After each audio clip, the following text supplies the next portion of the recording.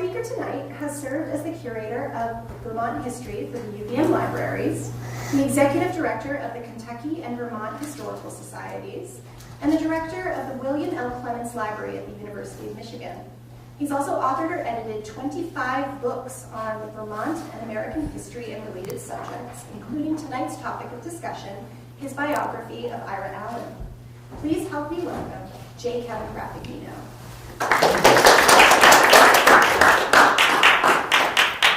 Thank you. Nikki Welly was my setup person for this, and I asked her an hour ago, do you want the short version, which is 40 minutes, and parts of Ira, or do you want the long version, which is all of Ira? And she said, oh, the long version. So settle in, folks. A couple, 3 hours from now, you can have it. It's nice to be here at the library where I learned to read. I grew up here in Montpelier as a boy in the 60s and spent more time in this library than any kid I knew, and ran through more library cards than any kid I know. And I got them to change the rule down in the kids section. You were not allowed to take out books in the morning and bring them back the same day to get more books. And eventually I did this frequently enough that they said, oh, all right, you can take out more books on the same day. No. All right, Ira Allen. I started an article about Ira Allen for Vermont Life, probably more than 30 years ago. And I used the catchphrase for most Vermonters, Ira Allen is a hard founding father to love. What I meant by that is that we have a reverential attitude about Tom Chittenden. Tom Chittenden is our first governor. He is the wise head of state. He's our George Washington, in effect. We absolutely adore Ethan Allen. You think of the number of things in this state that are named after Ethan Allen: laundromats, bowling alleys, highways, National Guard units, et cetera, et cetera. Ethan is our version of Daniel Boone, Davy Crockett, the rough, tough frontier guy who could beat up any Yorker who happened to give Vermont trouble. And if you look for a national counterpart in Ira's own life for Ira, it's probably going to be Aaron Burr. Somebody who also reached too high, tried to be too ambitious, not well trusted by his own generation, and not well loved in the 200 years since either of them passed from the scene. My point tonight is going to be it doesn't matter whether you like him. I think Vermonters have passed the age of all our founding fathers were heroes, all of our founding fathers were perfect, and they're all on pedestals for us to worship.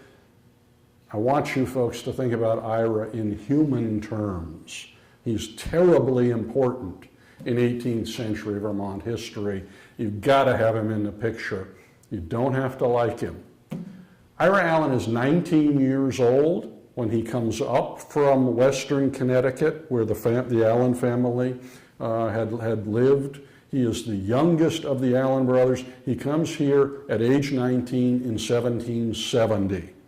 Ethan has just created the Green Mountain Boys to stop New York from exercising authority east of the Hudson River. Ira is full bore, like all of his brothers, a New Hampshire title Yankee.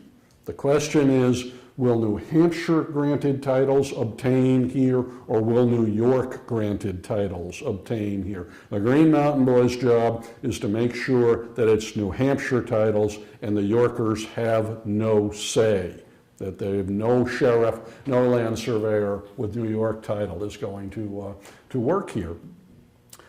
Ethan is leading the Green Mountain Boys. He's busting heads. He's riding into Yorker towns to tear down houses, make death threats, etc., occasionally mete out a whipping to some stubborn Yorker. Ira takes a much more solitary path, and this will be true of him all his life. He works alone. He's not a leader of men. He's not a guy you want to drink with in the bar, etc. He looks around and he sees the frenzy of land speculation. In the 18th century, if you have money and you want to get more money, you invest in land. One person here is young enough to think Bitcoin is a good idea. The rest of us know it's just imaginary stuff. In the 18th century, land speculation is the equivalent of today's stock market. You have some money to put into something, you buy frontier land, which is very cheap, and you bank that as settlement moves into that area, your land will become more valuable.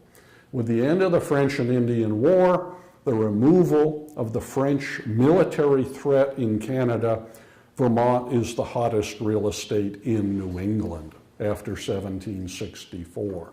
And the Allens throw everything they have into investing in New Hampshire granted title. Governor Benning Wentworth of New Hampshire grants about 2/3 of Vermont, the valleys. He leaves the mountains more alone.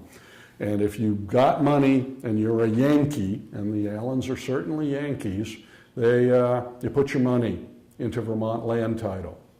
Ira sees this. He sees the economic opportunity. He's not going to be a Green Mountain boy and go beat people up. Instead, he goes back to Connecticut, studies with a land surveyor for 3 whole weeks, and then goes back to Vermont and says, I am a master surveyor. Now, I've known some surveyors. They tell me it's moderately complicated work, even with 21st century equipment, much less 18th century. And they say, yeah, that's about like going to UVM med school for a semester and saying you're a brain surgeon. But Ira is never daunted. The rest of his life, he's a master surveyor. And his surveying, in truth, is awful. He might be within a half a mile of where he says he is at any given point, or where he says your farm is at any given point. But he is much in demand. The folks who own the Vermont land do not live here. They live in Connecticut. They live in Massachusetts. They're speculators. And Ira says, you need to hire me. I need to lay out your township. I need to lay out the farms, the lots, so that you can sell them. He comes up for several consecutive summers and does nothing but land surveying, mostly north of Rutland. He gets an unparalleled knowledge of northern Vermont, with an emphasis on northwestern Vermont. And he comes to realize that his brother's way of looking at real estate is flawed, because they're buying willy-nilly down in what are today Bennington, Rutland, Windham, Windsor counties, south of Rutland.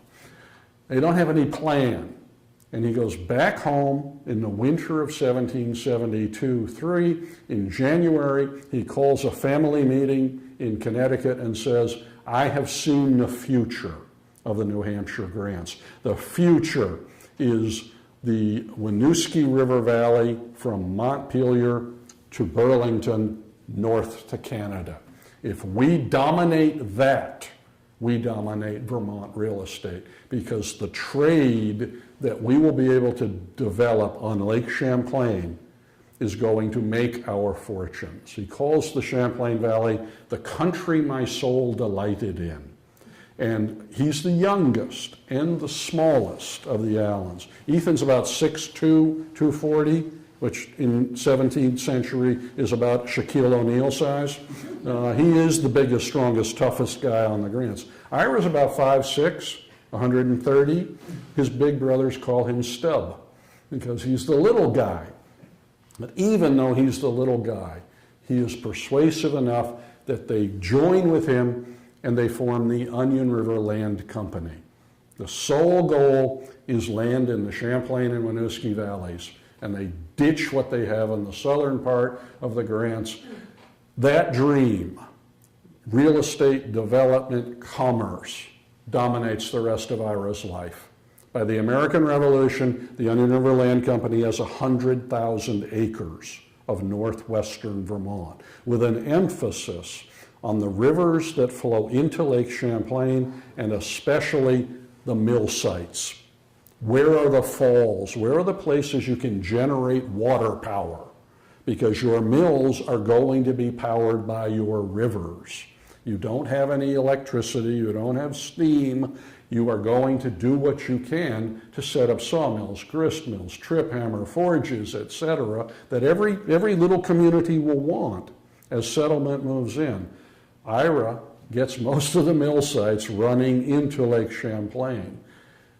100,000 acres, Onion River Land Company is poised for greatness.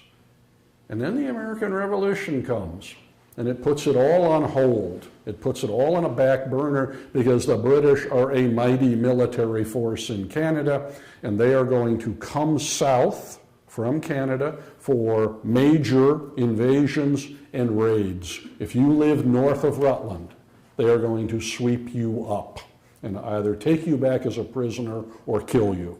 So it puts a halt on movement of settlement. If you live north, Thomas Chittenden lives in Williston before the war. He goes back to Arlington because that's where it's safe to live.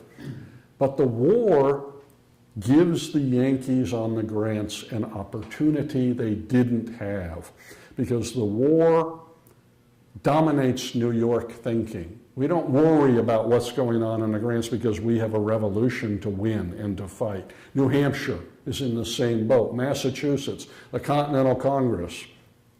They don't think about Vermont much. And the Yankees, the Allens, and their allies say, how about if America can break away from England, why can't we break away from New York?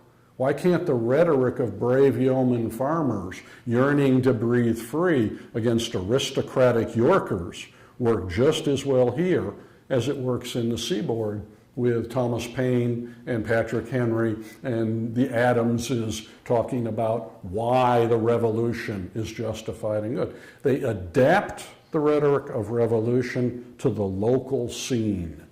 And it eventually, in 1777, year and a half into the war, results in their creating and declaring an independent state.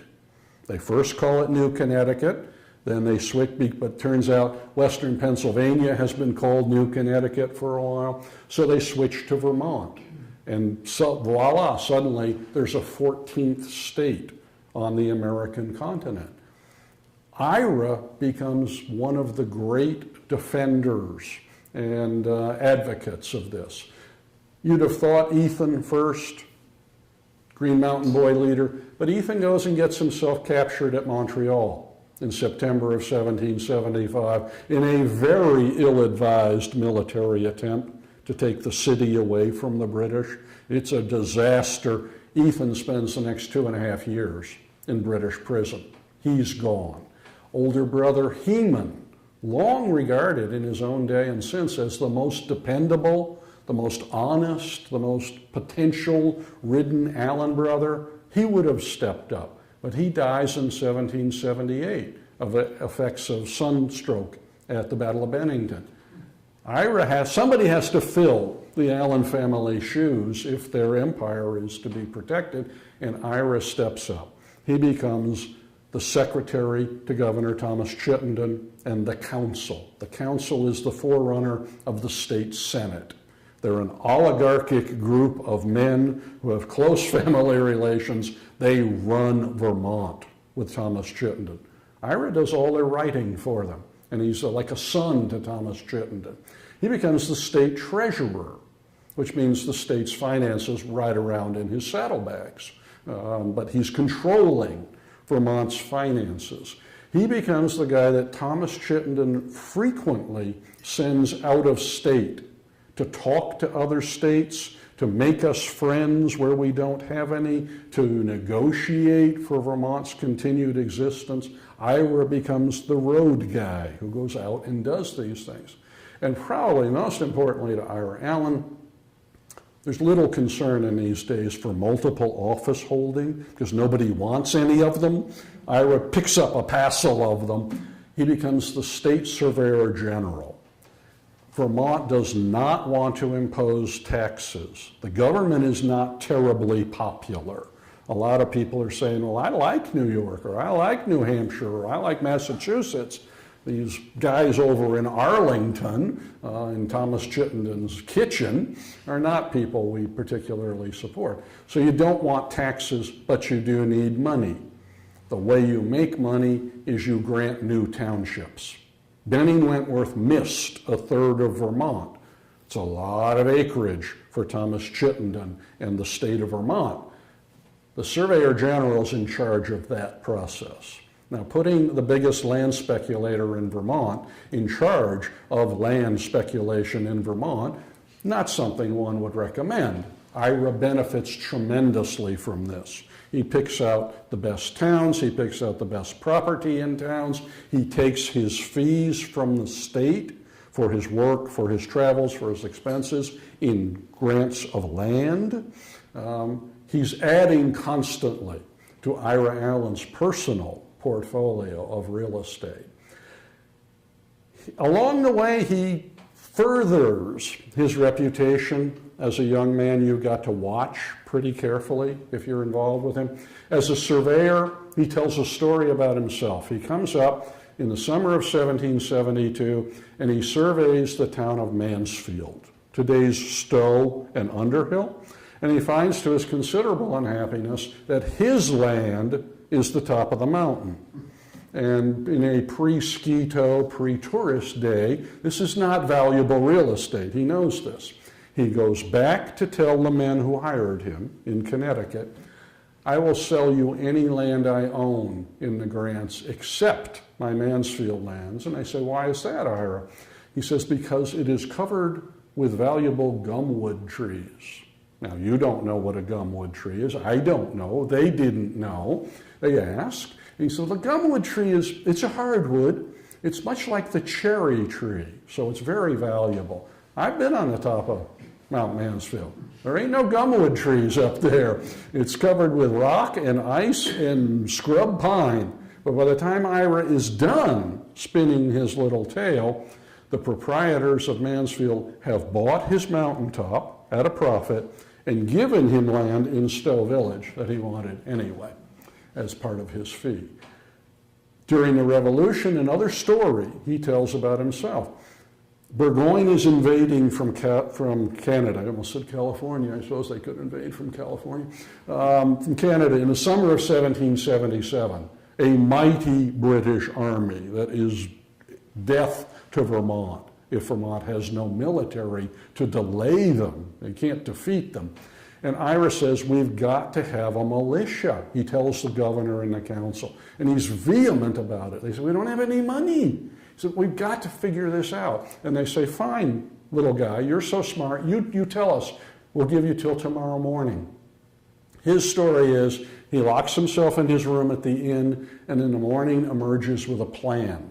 And you got to like Ira. He's always got a plan for something or other. And I'll mention this later on as well.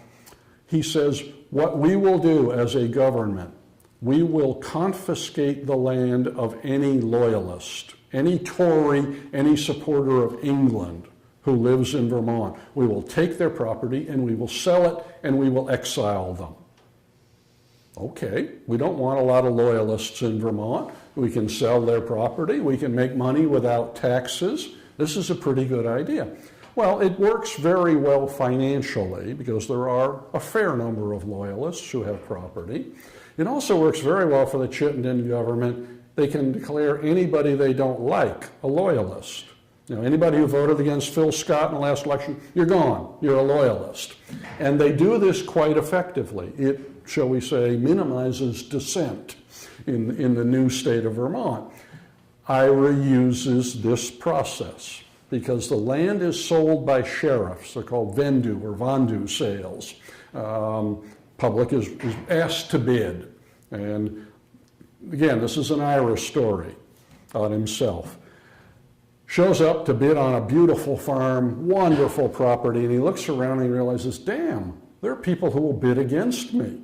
That's not right. We can't have that. So he huddles with the sheriff, and the sheriff says to the crowd, folks, there's a glitch in the paperwork. I'll straighten it out. We'll meet here tomorrow at 12. Well, to you and me, that means 12 noon. To Ira and the sheriff, it means 12 midnight. So they gather at midnight, and the sheriff says, who'll bid a shilling for this lovely farm? Sold to the short man in the lantern. Now, that he tells these stories about himself, again, is a good indication that he doesn't understand why people don't trust him. Throughout the war, the other thing that Ira becomes very, very good at is using the power of the printed word.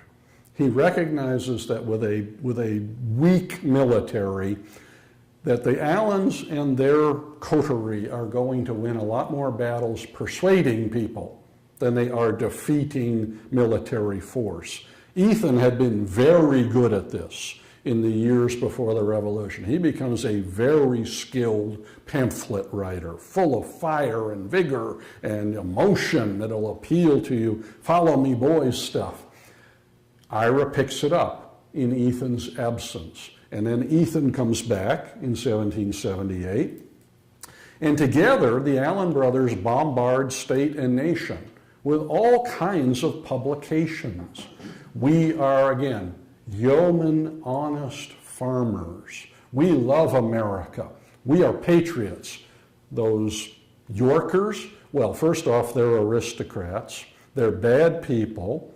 They're mean. And they're loyalists. All, to a man, Yorkers are all in favor of England in this revolution. They don't worry much about the facts. This is propaganda that they're producing. They quote and misquote Puffendorf and Locke and Blackstone and other legal authorities with no consideration for whether it's true or on point legally. But what they are really good at is talking to your heart, talking to why we have to stick together. It's the best example of the power of the backwoods press in the American Revolution era. We know all about the authors of the Seaboard, the Boston, New York, Philadelphia. We got lots of publications about them. We need a lot more on the Allens as the epitome of people who understood it back on the frontier as well. And that ability with words, I think, comes out most distinctly during the Revolution for Ira in what's known as the Haldeman negotiations. The British, the war is going back and forth. It's been raging for several years. Sometimes the British win a victory, sometimes we win a victory. We don't know what's going to happen. And the British come up with quite a brilliant idea. They look at Vermont, which has asked numerous times to be added to the Union as the 14th state and has been rejected by Congress. Wait till the war is over. New York objects and they're very powerful. We don't know what to do. So just be patient, Vermonters. And Britain looks at that and says, they can't get into the Union. Maybe they'd like to come back into the British Dominion. Maybe they'd like to be rejoined with Canada. And if we do that, then we split New England off from the American Revolution, and we have an enormous advantage in winning the war. So the Brits send somebody to talk to Ethan Allen, who's the only Vermonter they've ever heard of. He'd been a prisoner and a celebrity in England because he was so out there as a prisoner of war. They send a British spy to talk to him, and Ethan's response is, I don't want to be Benedict Arnold. Arnold had been exposed by this point. But it's an interesting question, and he takes it back to Governor Chittenden and the council. 8 or 10 Vermonters are in on this, including Ira. And the council says, Congress shut the door to the south. They won't let us in. England has opened the door to the north. This is worth our talking about. Now, if you read any biography of Ethan Allen, any Ethan biographer from 1850 on will tell you Ethan was in charge. And I just don't buy it. If I'm going to commit treason, if I'm going to commit espionage, I don't want a heavy drinker, a braggart, a loud talker in charge of my secret negotiations. If I'm Thomas Chittenden, I want a sneaky, sly, devious little guy who you don't notice in any given room. And Thomas Chittenden may have thought as I did because he picked Ira Allen.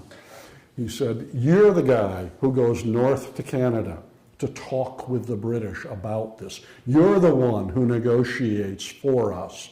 Ethan never goes north to talk to the Canadian or the British officials.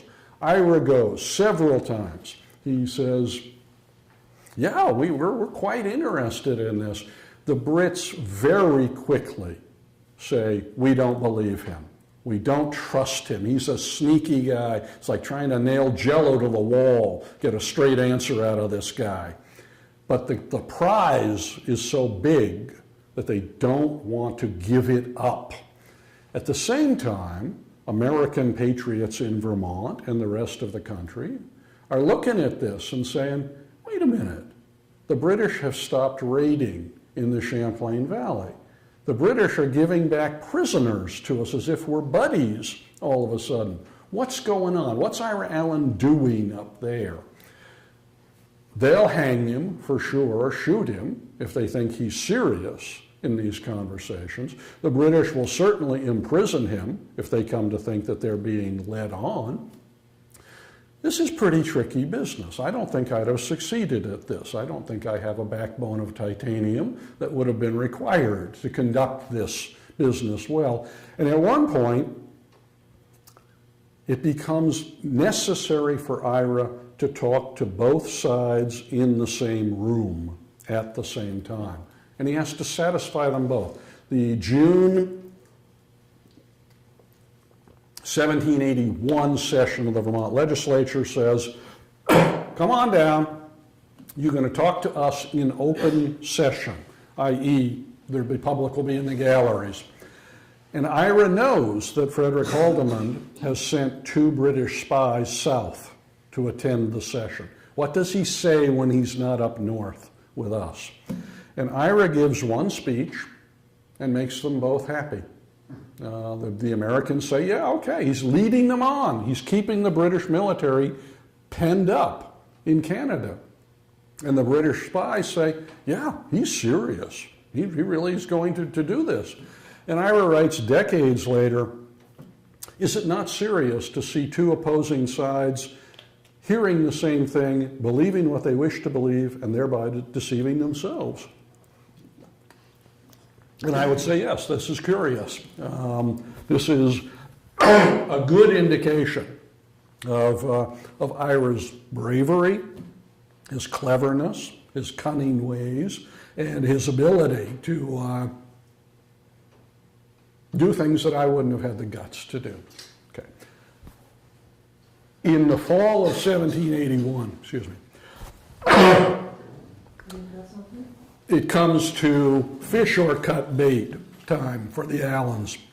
The British, give it a try.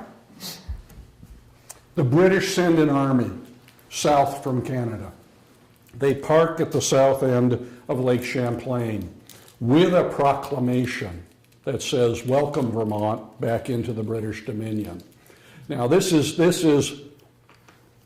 the Allens are going to have to either tell Vermont, yes, we're doing this and we're serious, or they're going to have to flee to the British lines because the Americans will hang them. And this is, oh gosh, the autumn of 1781.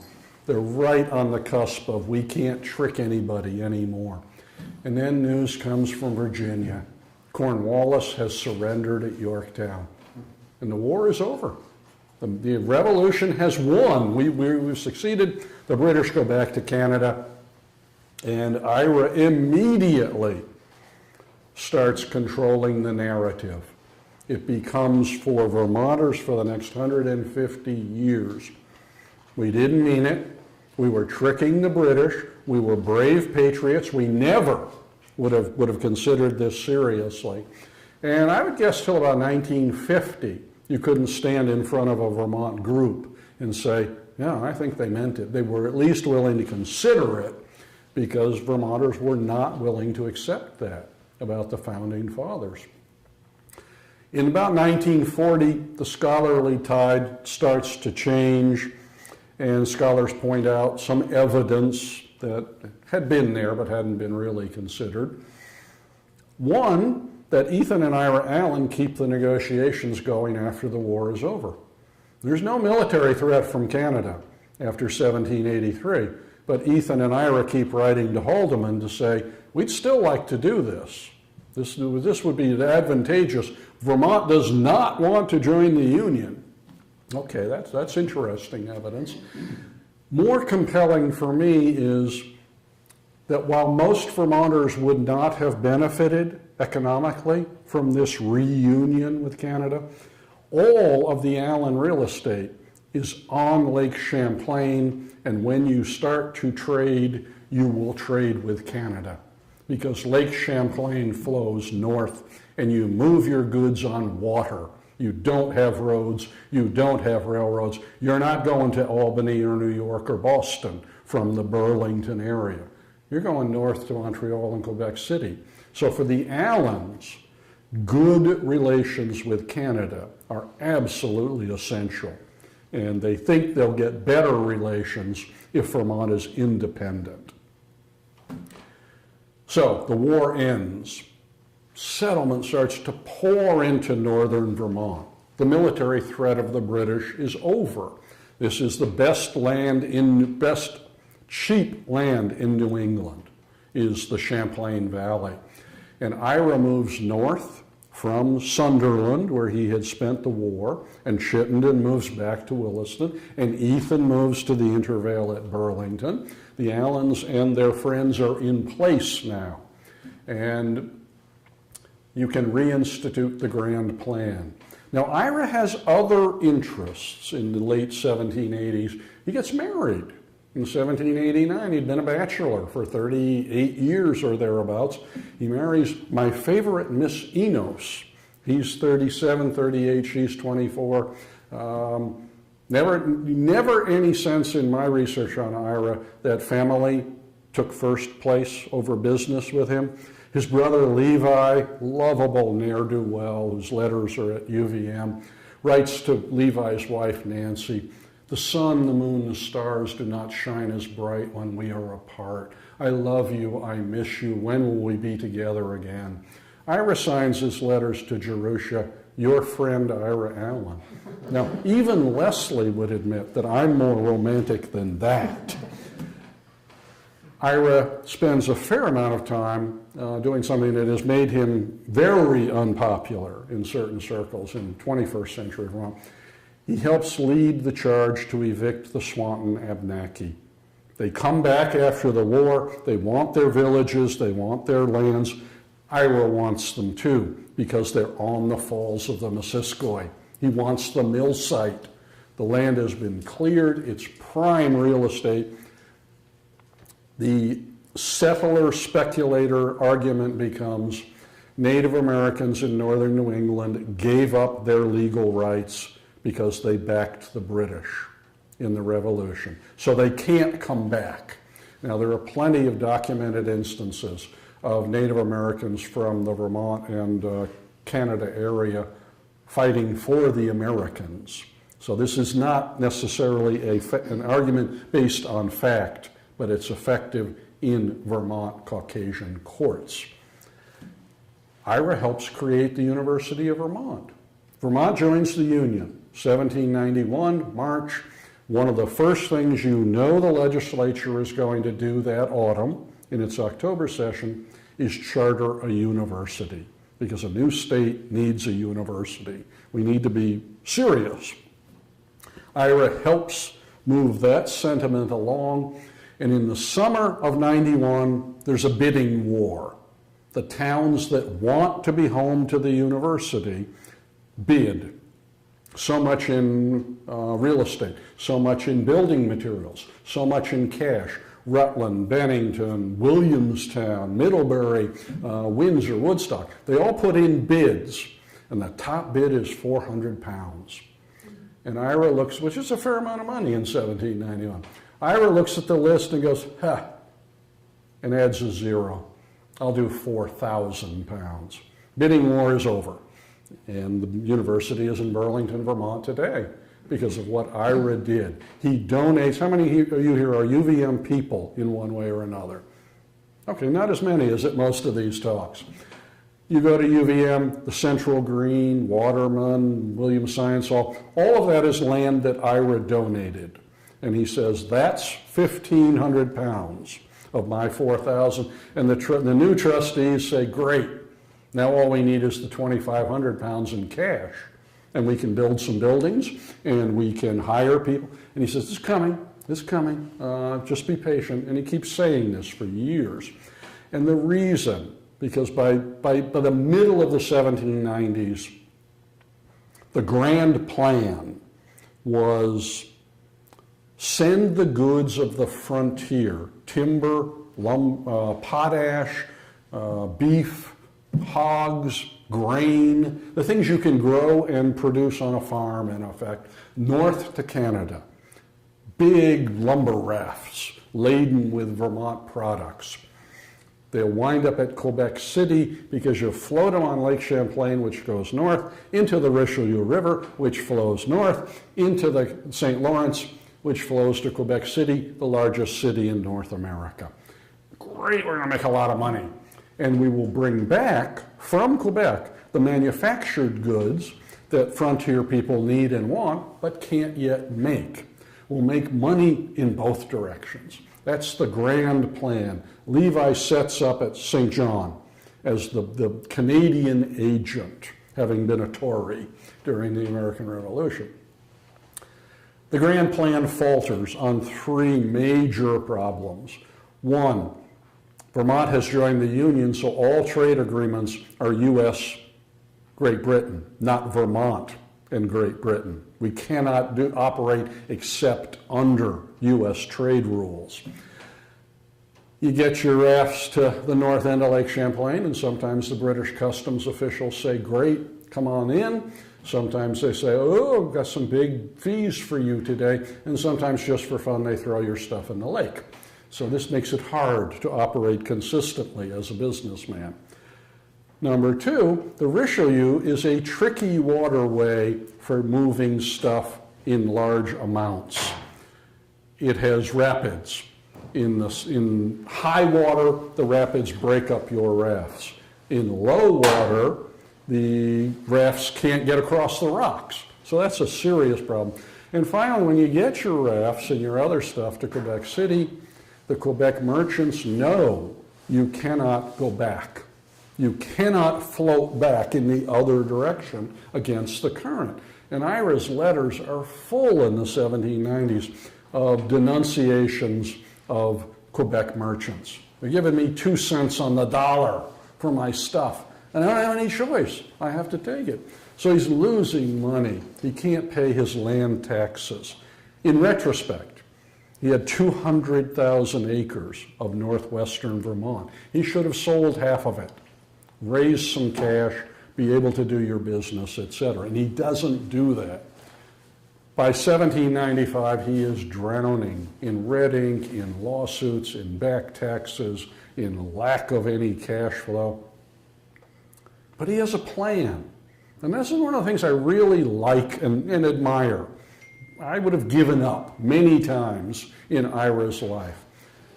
But there's a plan to get him out of trouble. He goes to Boston in December of 1795. He mortgages, does not sell, some of his best lands to a Boston speculator investor. He puts the resulting cash in gold into the bottom of a trunk, a false bottom, and he sails to England. It's the first time he's left North America. He goes to London, and he asks for meetings with the leaders of the British government, the colonial secretary, etc. And he says, I have a plan. It's a great plan. We are going to build a canal around the pesky parts of the Richelieu. And we're going to make it big enough and deep enough that we can take an ocean-going vessel from Burlington to England. And we're going to make it the other way too. Ocean-going vessels can go from England to Burlington. Burlington will be a seaport.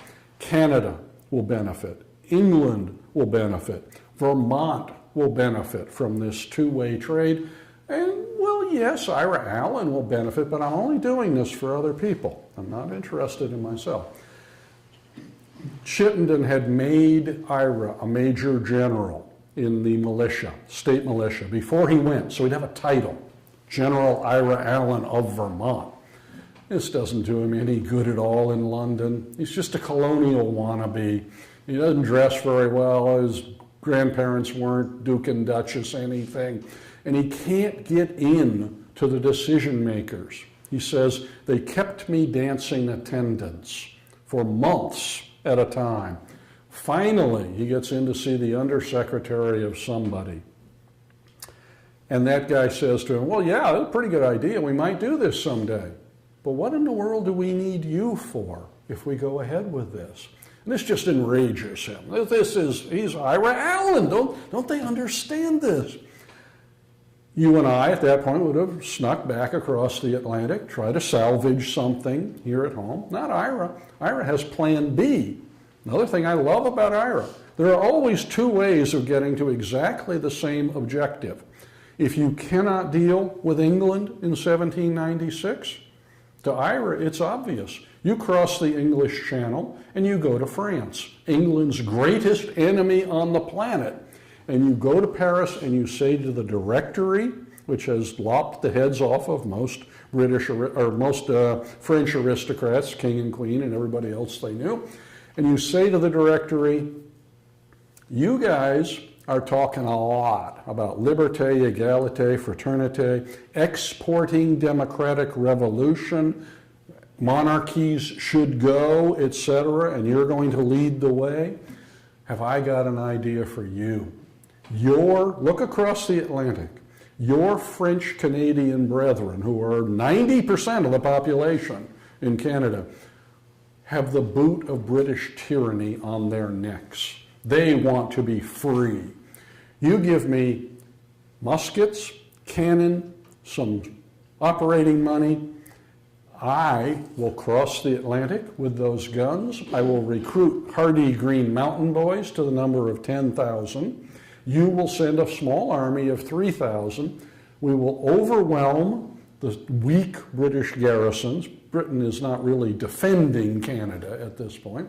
And we will declare the new Democratic Republic of United Columbia. And the French Canadians will be free. Revolution will be exported. Democracy will grow, and we'll really stick it to the British, who took away your principal North American property. And he says to them, gentlemen, you and I are worldly sophisticated men. We don't need rhetoric, we don't need symbols, but the little people do. They're going to need something to rally behind. So he gives them a flag. He says, this will get us people. People will rally to the flag. It's horizontal stripes, red, white, blue, and green. So presumably the French tricolor, the United States of America, and green presumably for Vermont. And the flag is still in the French archives. It's sitting there. He actually created one for them to be able to visualize this. And the Directory loves it. They say, wow, we really do want to export revolution. We really do hate the British. Canada, as our trading partner, could be very lucrative. And yeah, this little guy says, when we have the United Columbia, we should build a ship canal around the falls of the Richelieu. He might get rich from that because we'll be trading directly with Burlington as a seaport, but that's okay. The bigger picture is still good for France. They give him 20,000 muskets, which are free to the French because they've conquered various other armies. And there's no interchangeable parts. Not everybody's carrying an AK-47 in 1796. An Austrian gun doesn't work with a French gun or a German gun. So they have the free guns to give him. They give him some startup money on the Batavian Republic in Holland, which they've created, and they give him bonds. Doesn't cost the French anything. They give him paperwork saying he bought the guns. Didn't pay a nickel for the guns. It's fake paperwork. Ira collects this stuff, puts it on a ship at Ostend Harbor, which has a wonderful name for a gun runner. It's called the Olive Branch. And he takes his guns back across, heading for Canada, Vermont, fame, fortune, success. He gets 8 days out, heading across the North Atlantic, and the British take him up. They must have been a James Bond, shaken not stirred, in Paris in the 1790s, because the British know what's going on. They send a warship, HMS Audacious. They pick him up. He waves his paperwork at the captain. The captain laughs. They take him back to Portsmouth. They put his guns very close to high tide level so that they'll rust out. In case he ever gets them back, he won't be able to use them. And then they put him in the British court system. And some of you probably read Bleak House, Dickens, in high school or college. Yeah, Jarndyce versus Jarndyce, the longest running court case in British legal history, is a centerpiece of that novel. I think Dickens must have heard about poor Ira Allen and what happened to him, because the Brits put him in court for 18 months. They team him up with a judge who hates Americans and starts every court session saying so, and thus hates Ira Allen. And they keep him going on, and your commas are in the wrong place. If you just had more paperwork. And after a year and a half, he has time to write a history of Vermont and publish it in London. The principal point of which is that a ship canal is a great idea on the Falls of the Richelieu. You know, a little map with that shown. Year and a half, the Brits say, you got to have better paperwork. Just a little more, and we'll give you back your guns. Well, Ira makes the worst decision of his life.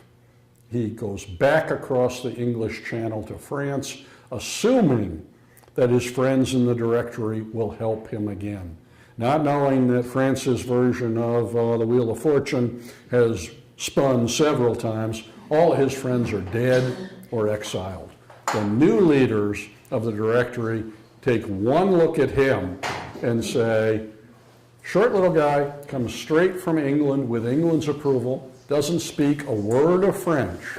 He must be a British spy. They throw him in prison. They don't say why. Habeas corpus isn't a great French concept in the 1790s. And they just leave him there. He suffers terribly because in Paris in the 1790s, you don't pay for your food, you don't eat in prison.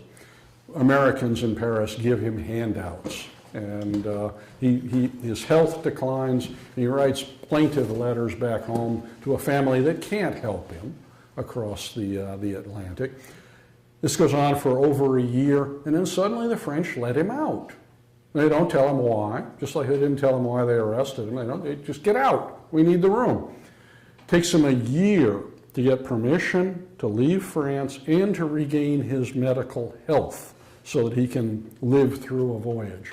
Comes back, lands at Philadelphia in January of 1801, makes it back to Vermont in the spring of 1801.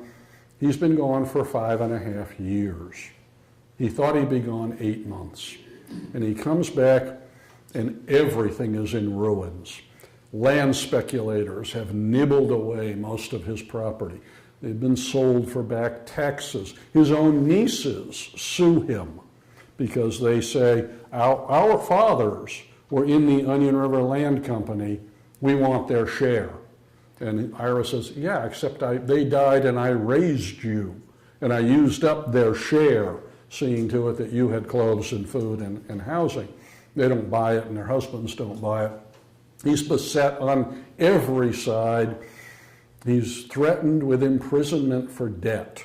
Because in those days, if your creditor can find a judge to say, yes, he owes you money, they can throw you in prison. And you don't have to let you out until you pay your debt, which you cannot do while you are in prison, of course. A bad circle. Ira gets a year's relief from the legislature. They say, yeah, all right, we'll give you a year to sort it out. You've been away. Year comes and goes. He doesn't sort anything out. He asks for another year. The legislature says, forget it. This is fruitless. Ira calls his creditors, most of whom are in Burlington, Come to my house. He is living, if you know Winooski City, the Eagle Block is where his house was, going down to his mills and forges at the Falls of the Winooski. That's his center of his empire. Come to my house, all your claims will be satisfied.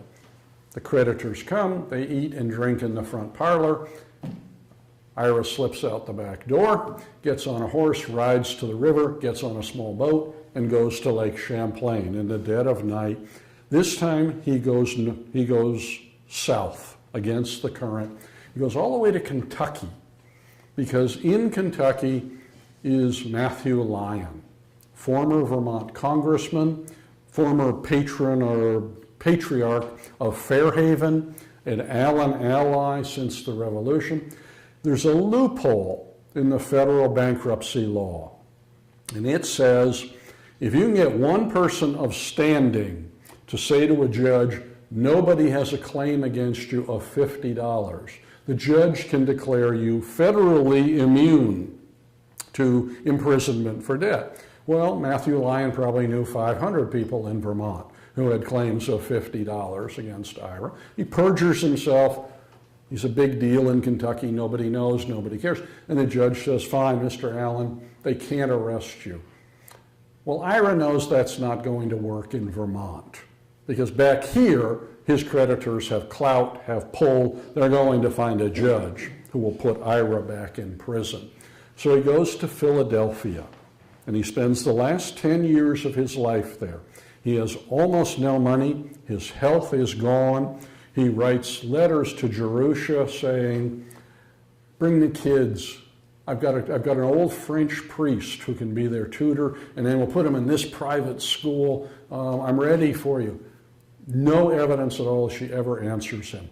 She certainly never leaves Winooski or Colchester. My theory is she, in 5 years of his being gone, she learned to live without him. And she said in 1802-3, there's no way I'm following your dreams down to Philadelphia. I've got friends, I've got family, I'm not going. His health declines, his mental capacities certainly decline. He continues to publish like crazy books and pamphlets all about the Olive Branch affair. France owes me money. England owes me money. The United States owes me money. Somebody is going to pay me off here. And it's increasingly disjointed, increasingly irrational. It's a mind in decline. And then in the last year of his life, Ira is reborn. He's staying at a seedy boarding house in Philly, and these Spanish-American mercenaries come. And how they wound up there, I have no idea. But their goal, their stated goal, is raise money in America, go south, and liberate northern Mexico, Texas, from Spanish control. And Ira is reborn. He says, guys, do I know revolution? I had a great revolution in Vermont, and look how well we wound up. In addition to the Federal Union, 14th state, I had a great revolution planned in Canada till those pesky Brits caught me. You guys, take your money, recruit your army, take northern Mexico by storm, and I'll give you two things. One, I'm going to be your American ambassador. When you create your new country, I will represent you in America. And two, my advice to you, and this is priceless to you, take a printer. You will win far more battles in the northern Mexico by persuading people to join you with your propaganda than you will with your guns. And he gets them a printer. He signs up a New Englander, and the first printing in what is today Texas is this guy on the back of a wagon with the invading army. It's called the Gutierrez de Lara expedition. It fails miserably. It's 20 years before the Alamo and Jim Bowie and Davy Crockett and all that.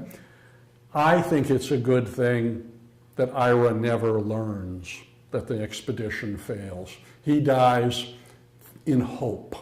He still thinks it's going to happen before the news comes back to the north. He dies in January of 1814. He's 62. The physician says retrocedent gout. In my mind, he wore out.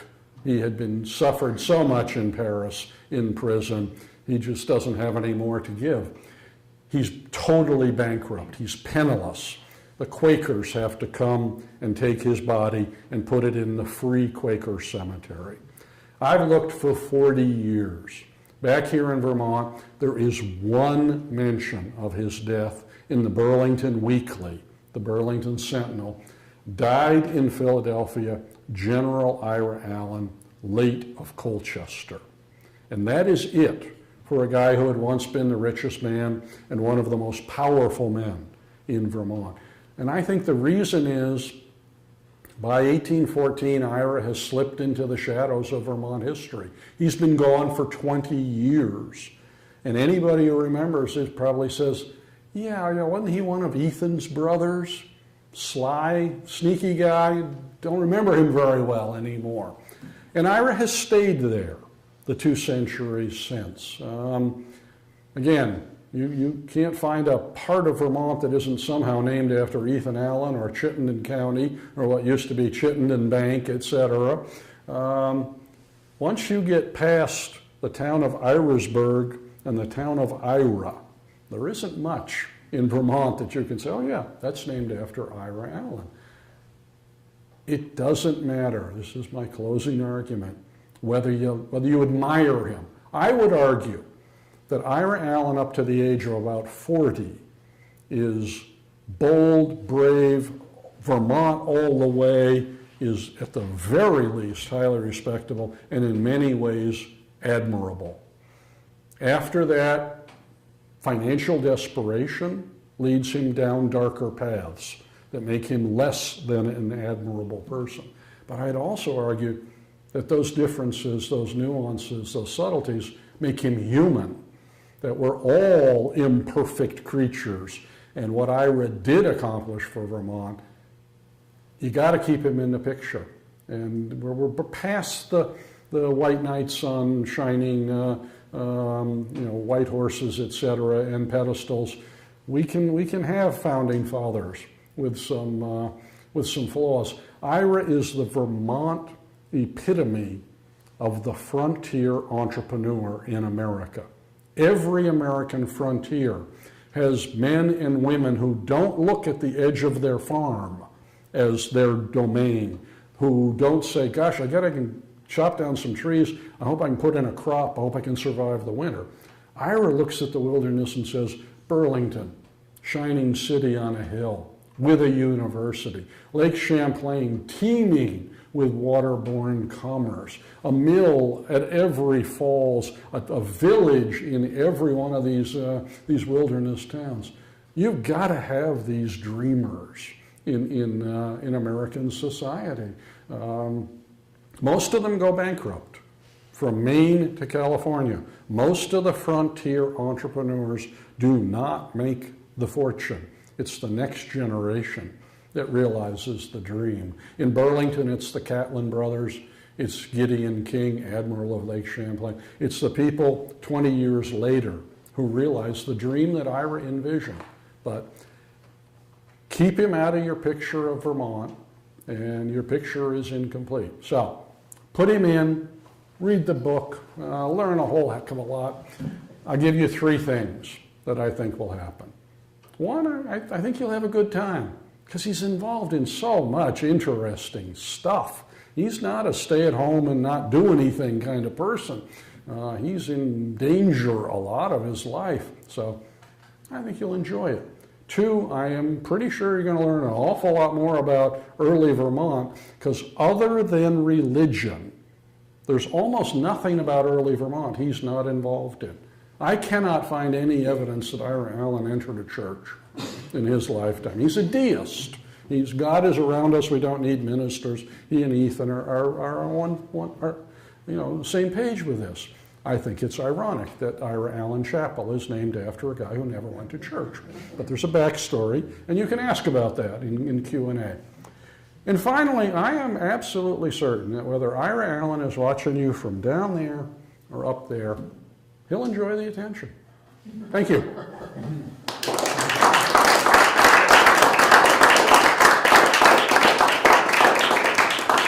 All right, questions, rebuttal, short speeches disguised as questions so you can show your neighbors how much you know. I'm not pointing to Howard Coffin for any of this business.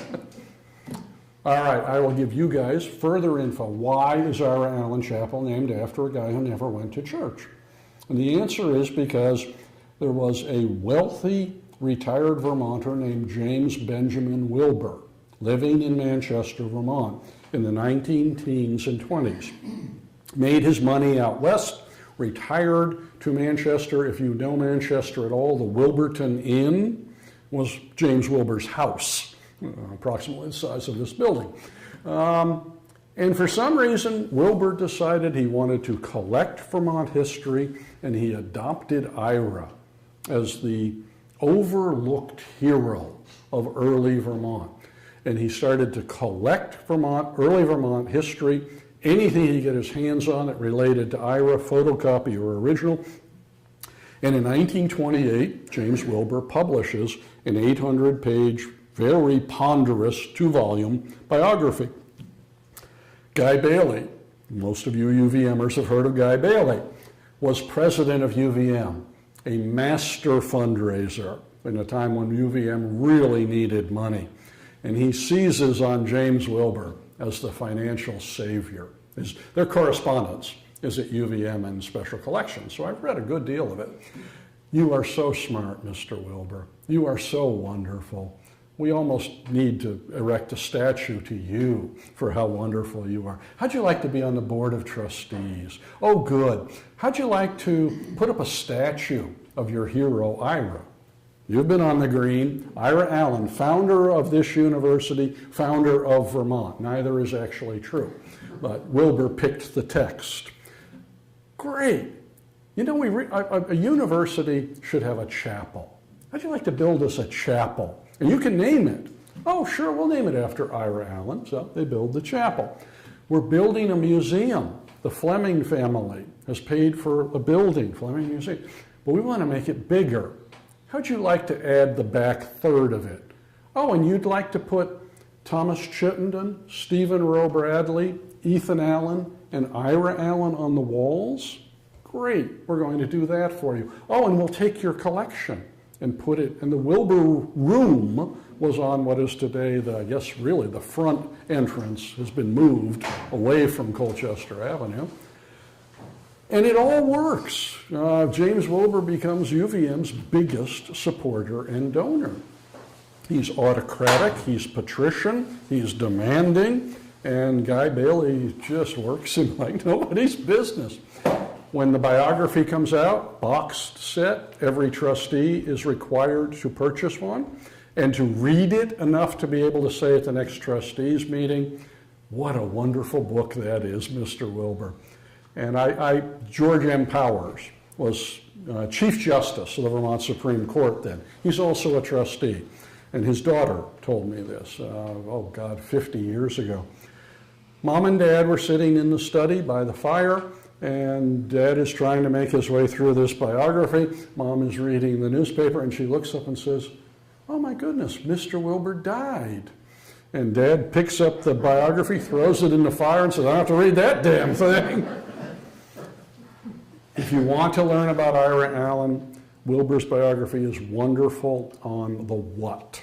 It's not so hot on the why or the so what. It's a hagiography. It's an adoring account of Ira, the perfect early Vermonter.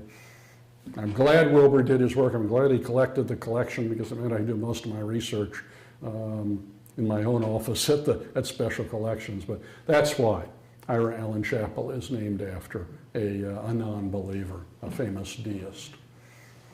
All right, who wants to know about the wife and children? This is something people, He marries Jerusha. She's 15 years younger. They have 3 children. Ira Hayden Allen is born in 1792.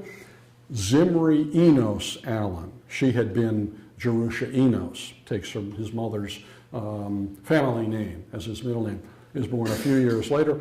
And Julia, it varies. I'm going to call her Julia Mariette, because that's the last name we know for her. It's either Julia Marietta, Julie Mariette, we don't know for sure. She's born. Zimri Enos Allen dies about 1801 or thereabouts. He's a student at Middlebury, training to be a physician. He's 22 years old. Julia Marietta dies at the Girls' Academy in St. Albans. She's about 14. And UVM Fleming Museum is a beautiful silk memorial piece that one of her classmates stitched for her, sacred memory of. Ira Hayden Allen is the only child of Ira's who lives to full adulthood.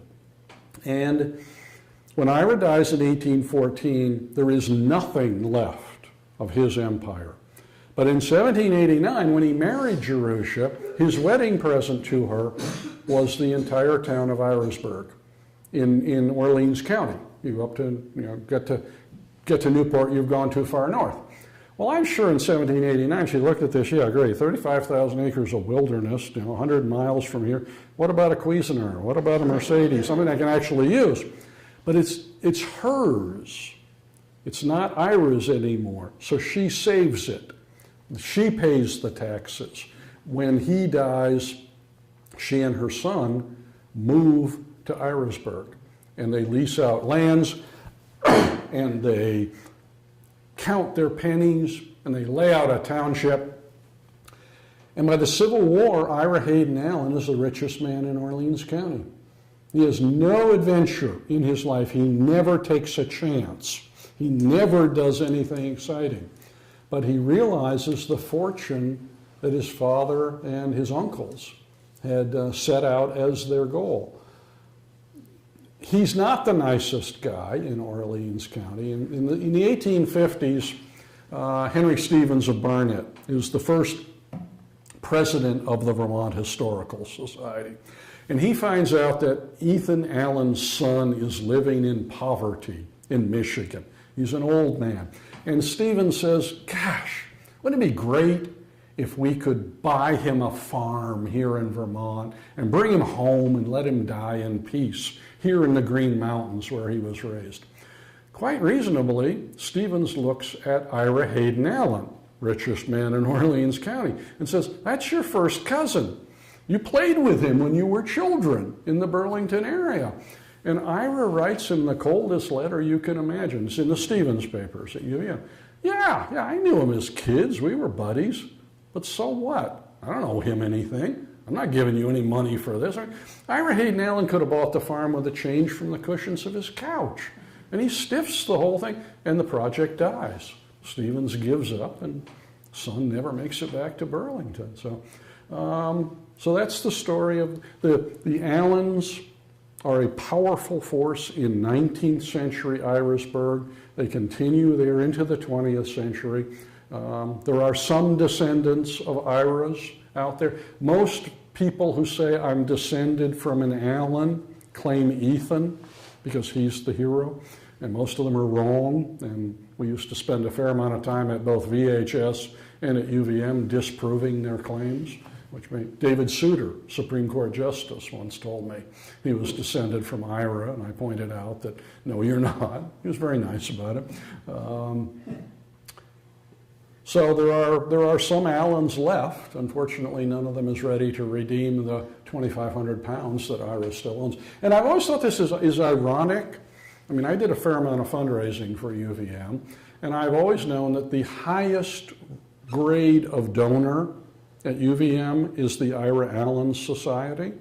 Now, if I go and pledge my $10 million tomorrow and I don't pay it, they're going to take back the paperweight and the socks and the UVM tie and things that they give you if you're a donor. So I've always found this kind of amusing that the Great Society is named after the guy who didn't fulfill the pledge. He wanted to.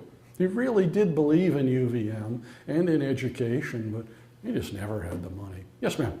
Yeah, when you go on, I guess it's 14 through Irisburg, aren't there some fairly noticeable homes kind of on the knoll there. Do any of those? I don't think any of those were Allen homes, because I've always understood that Ira Hayden Allen's principal house burned in the late 19th century, and the report I read said it was full of papers. And this just breaks my heart.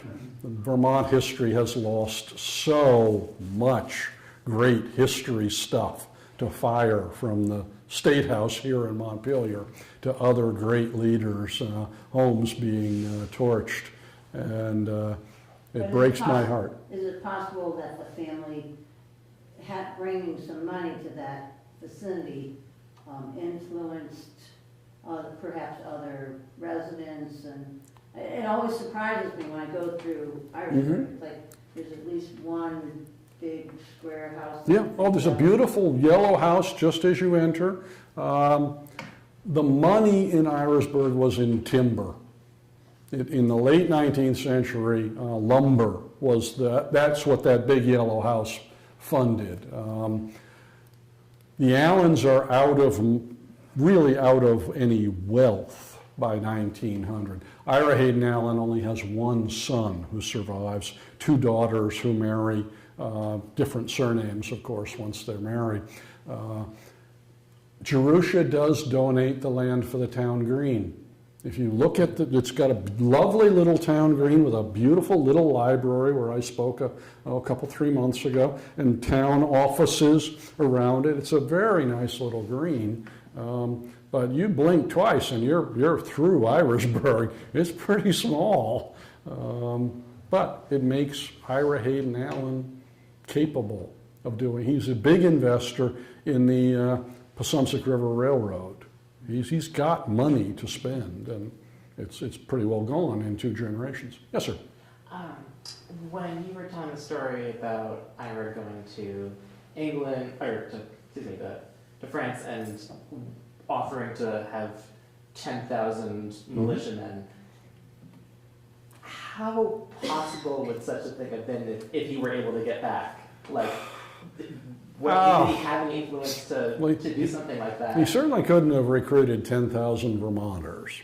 Maybe he could have put together 5,000 adventurers, promising them money, looting, whatever else. His argument to France was that the French-Canadian population would rise. A fair number of people promised that. The Fenians in the 1860s promised that the Canadian people would rise against England. Those didn't work out so well. So I think what Ira probably really was counting on was the 3,000 French soldiers. And the British military was weak in Canada. You might very well have been able to overwhelm them, but then the French would have had to defend it for you too. And so it was quixotic, I think. Ira's later argument for the British in court: I bought the guns to sell them to the state militias. I'm just a businessman. I'm going to take them back, and there are 15 states. They all have militias. I'm going to equip them so that guys don't have to go out with a broomstick on their shoulder at militia training day. Almost plausible. It might have had some possibility, but it wasn't what he was really doing. He never admitted what he was really doing, but the records in British and French and American archives are irrefutable. It was a really cool idea, but it didn't have anything to do with arming the militias of the states. Yes, sir. Well, I misused. Yes, you there, guy in the back. Howard and I are dear old friends. We are the geezers of Vermont history. We got to know each other 40 years ago. Yeah, at least. We were both working at UVM. He was at Special Collections and I was in the news office. And we got to be pretty good friends. Absolutely. And then I went on to work for Jim Jeffers. And he should have been a teacher of history at the University of Vermont, but he wasn't. That's one of the biggest mistakes the university ever made. But he went on and saw the world. He was a gift to Kentucky and to Michigan. Then one day, a few years ago, I was about to give a talk up in Morrisville, and in walked Leslie and Kevin. And my God, It only took him 20 minutes to remember who I was. we've been really close friends ever since. I'm going to ask you a question here in a minute. Well, I said That's why short I'm standing speeches, up here. folks. That's why I'm standing up here. But he's back. And we are so lucky because this is a great historian. And he's one of the great Vermont historians in the history of this amazing. It's going to cost me a lot of lunches. You just be quiet and listen to it because you deserve it. He's back here. He came back, and this is his gift to us. And God knows how many more books there's going to be. He came out with 2 in the last few months, shaming me. You know? But So it's been my goal. Anyway, Kevin, dear friend, I'm glad you guys are back here. And it's wonderful. My question is, we're coming up on the 250th We are. in this state. I don't see an awful lot is being done about it, but I'm wondering what you think we ought to be focusing on in the 250th commemoration, not only given the history and what was happening then, but what's happening in this country today. Well, I'll limit myself to the in Vermont stuff. You guys don't need my disquisition on American politics, believe me. There's a lot left to be done on early Vermont. We have far too little on women on the frontier. We've concentrated on the men. We know a lot about the Allen brothers. We don't know nearly enough about the Allen women, and you can expand that into all of the Vermont population.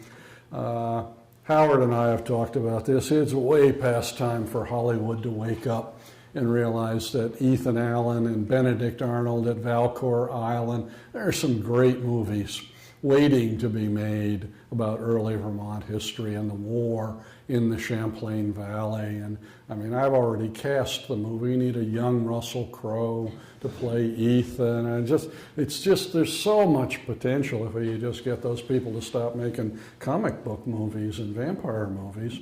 We've got some great stories here. One of the things that has always bothered me, and perhaps the 250th is an opportunity, the Vermont Cultural Heritage organizations have never been very good at raising money, and their supporters have never been very good about making sure in your estate planning and otherwise that your favorite institutions have endowments, that they can ride out ups and downs in the economy or ups and downs in state government support.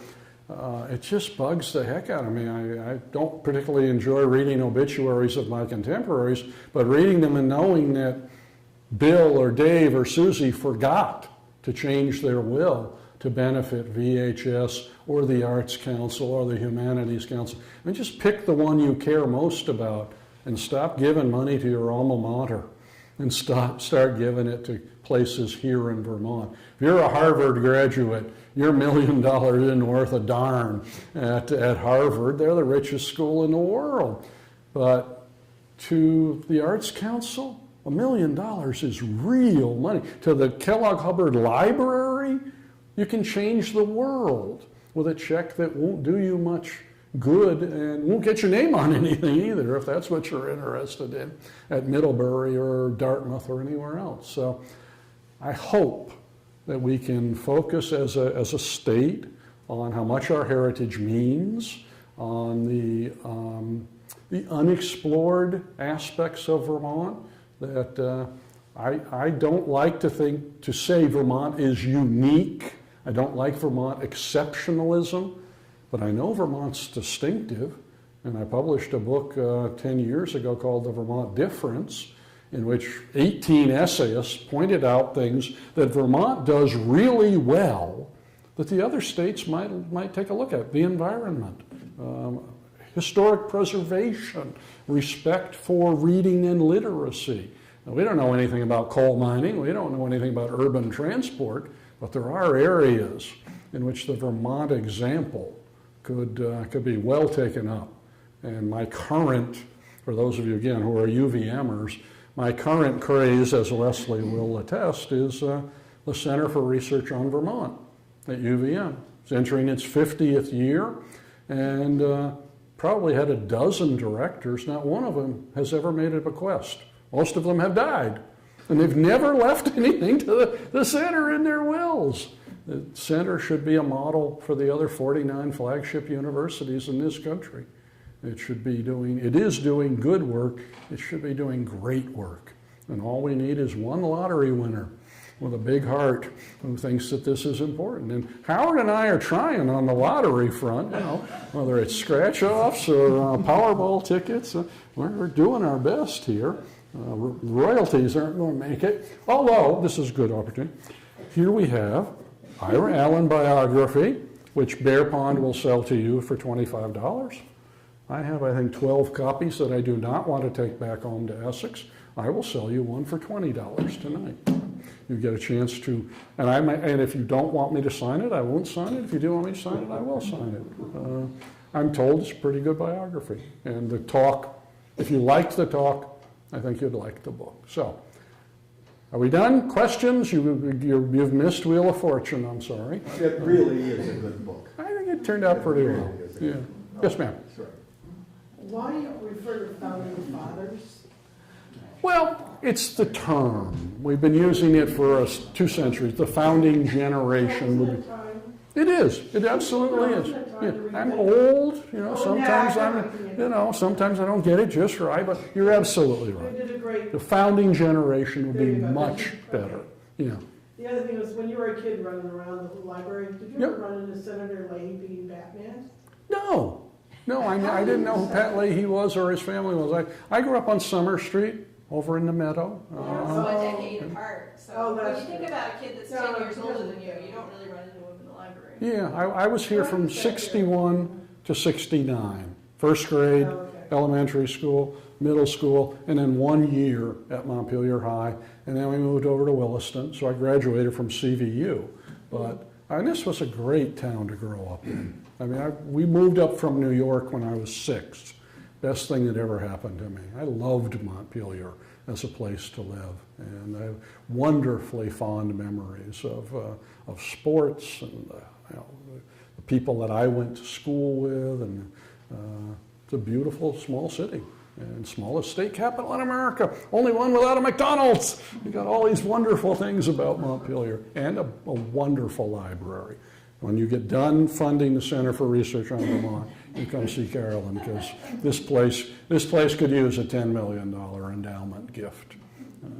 And for me, that's got to be a Powerball check fund. So. Just a fact, I just heard that earlier today that 40% of the funding for Vermont Humanities Council comes from the federal government. Oh, dear. That's what my source today said. That's true. 40% comes from, for Vermont Humanities, 40% comes from the federal government, 30% comes from state government, and they raise about $1 million a year to keep the lights on. Yeah, that would be the norm for So we're going to have to raise about $2 million. well, and the Arts Council, I assume, may be in somewhat of the similar position, that they probably get federal funding as well. So I gave a talk yesterday. Was that yesterday? Jeez, it was yesterday. With Christopher Coffin-Ilstrup out in the Adamant Community Center. And that was one of the things that he was talking about. And he was saying he was actually grateful that they're a nonprofit, because he said their sister organizations around the country have 90% federal funding. Oh my And goodness. 40%. Yeah. So they're worried, but they're in a better financial position now than Wow. other organizations in other parts of the United States. I look around this state and I can't think of a museum, library, or heritage organization that has all the money it needs. Most of them, and I was a CEO at VHS, I was an administrator at UVM, et cetera. Most of them go into the year probably thinking they've got enough to survive the year, but not enough to do the great things they want to do, not enough to seize on new opportunity that might arise. And again, $1 million changes the world for any public library in this state. It really lets them do things that, it's a drop in the bucket, even at UVM, which is not overfunded. So I say give locally, and think globally, give locally, and go out there and buy those lottery tickets, please. For most of us, that's the only hope we've got for wealth. My mom used to say, just as easy to fall in love with a rich girl, Kevin. I married poorly, but perfectly, and I'm well aware of that. Both Leslie and I married poor. We had $14 in the bank when we married. It wasn't a lot even in 1978. So, all right, thank you, folks. Appreciate you coming out. Come buy a book. I'm trying to figure out how to make this a big one. I have to book it. Folks, I want to tell you that the Kellogg-Hubbard has heated sidewalks, but Montpelier does not, and the sidewalks are slippery. Oh, boy. Okay, there's kind of a skim of ice on it. Ours is only heated on this side, it's not on the front. Well, yeah, I figured that out. I can see the steam coming off it, but watch the main sidewalks, please. I wanted to make it yesterday. Very Thank you, my friend. Did you miss it?